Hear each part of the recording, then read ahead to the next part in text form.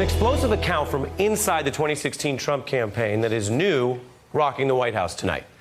These are some of the headlines from this scoop. It's a new book by journalist Tim Alberta, and it peels back how the Access Hollywood news hit the highest levels of the campaign. Trump's team was gathered for debate prep. Hope Hicks hands Trump an email exchange with reporter David Fahrenthold, who claimed to have an old audio recording of Trump making these remarks and boasting about his ability to get away with sexual assault.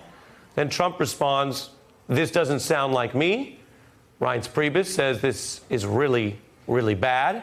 And the group seemingly paralyzed with silence. Then Kushner says something. He says, quote, "You know, I don't think it's all that bad. Let me show you the video. You could judge for yourself."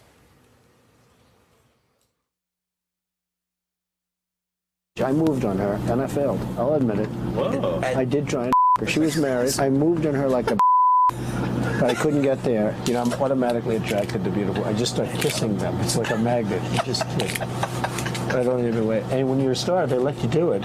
You can do anything. Whatever you want. Grab them by the do anything.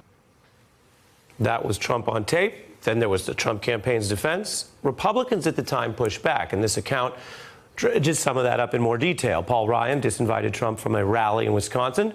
The idea was Mike Pence would go instead. And according to this account, that didn't work because he no-showed. No courtesy call, nothing. Republicans also at that time were critical in public. I am not going to defend Donald Trump. Not now, not in the future. Mr. Trump, that I respectfully ask you, with all due respect, to step aside. Step down. I'm out. I can no longer, in good conscience, endorse this person for president. Good conscience, his words. Now think about that when you follow this new reporting out to where we live today. Republicans who were so critical, who talked about moral and conscious reasons to oppose Trump, who have now come around. He's a race-baiting, xenophobic, religious bigot. He doesn't represent my party. Do you think that he is a racist? Absolutely not. This man is a pathological liar. He doesn't know the difference between truth and lies. He lies practically every word that comes out of his mouth. A narcissist at a level I don't think this country's ever seen. In 2020, Donald Trump will be overwhelmingly reelected as president of the United States. I'm out. I can no longer, in good conscience, endorse this person for president. Well, my wife and I did vote for Donald Trump last week. I think we're doing and going through a lot of the discussions that people all across this country are doing. I'm joined by Sally Kohn and former Republican Congressman David Jolly. What do you think, Sally? Well, so much for being the party of supposed moral leadership. I mean, look, there are a lot of things that are stunning about the Access Hollywood video. First of all, it remains stunning that after that, so much of the Republican Party was convinced that there's no way you can win. There's no way. And it's an interesting observation that, you know, our norms, we have our laws, we have our, right, and those are more tenuous, I think, than we realize, but our norms exist because ostensibly we all consent to them. And there's a certain political norm that you can't say certain things and continue to operate as a public moral leader. Would you, if you look at this, if the Jurassic Park piece of this book, right, is that it's a little bit of amber. And you can see the insect of 2016. I lose myself in your metaphors so many times. Trapped in that amber. Okay. You remember Jurassic Park? Yeah, I do. The mosquito is locked in amber, and it bit the dinosaur, and you extract the blood of the dinosaur. Yes. So I'm saying the dinosaur blood of the 2016 moment before Donald Trump won allows us to go back, and to your point, because I'm listening to you. Yes, thank you. Is even people who wanted Donald Trump to win thought what you just heard on that tape was bad enough that Americans would reject it, and you're saying correct. That's the problem. One of the problems. There are so many problems with this.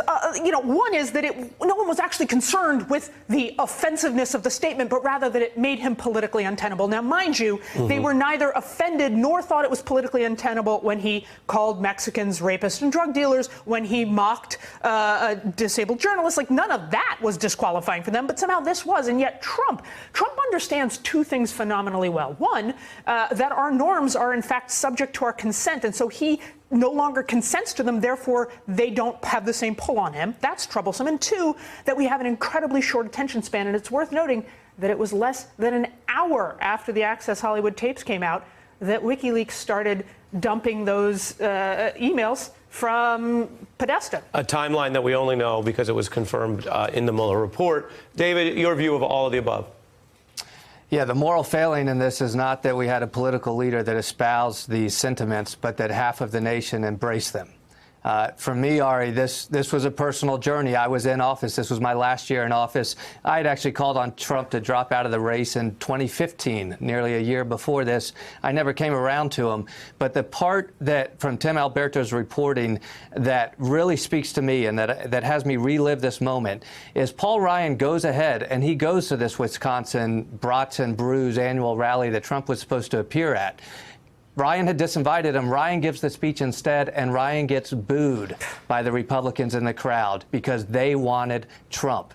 When we watch a Trump rally, it's not Trump leading the chants of lock her up.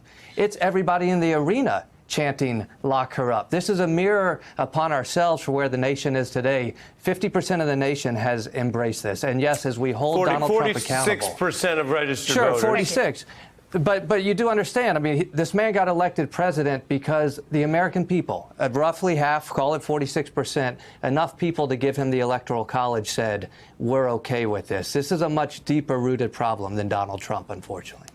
I agree, right? I don't think Donald Trump, he's not food poisoning. He's a symptom of a deeper disease, right? This isn't just going to pass. There is a larger problem in American politics. And I'm the one with the metaphor. I know. I'm going to give you another one. Here's what I found so disturbing was, that in all this, if the reporting is correct, when Trump gets this information, here's this tape, he doesn't worry about the American people. He doesn't worry about his base in particular. He doesn't certainly call his wife. He doesn't worry about his kids who are in the room. The evidence is that he worries about one person, which is Pence. And what's disturbing here is that if Pence that he could lose Pence. Right, and if Pence is the sort of Jiminy Cricket to Trump's Pinocchio, right, where Trump is worried that his political lies, or, his nose is going to keep growing and his political woes are going to keep growing, where is Pence now? Right? How is it? Okay, maybe it sounds like this really disturbed him. But the kids in cages that he defends, he's fine with. The policy after policy after policy. Are the Koch brothers Geppetto? I'm just trying to follow. I think Citizens United is Geppetto, but that's neither here nor there. And maybe, David, we're mixing the deadly serious with some embroidery stylistic. That's something we do here, which doesn't undercut the import of the larger issues. I mean, take it home for us with Sally's point. Sure. You get the last word. Where are they now? Yeah, what Sally's speaking to is the second shoe that dropped. The first shoe was the party was already there and embraced them. The second shoe was that Paul Ryan and Mike Pence and Ted Cruz and Jason Chaffetz all realized through their own enlightened self-interest that, in fact, they were going to come around. The most damning words for each one of those four people you played were the words that came out of their own mouth. And it is right that we hold them accountable and Republican voters accountable, just as we hold this president accountable in 2020. Hey, I'm Ari Melber from MSNBC. You can see more of our videos right here, or better yet, subscribe to our YouTube channel below. You could have been anywhere in the world, but you're here with us, and we appreciate that.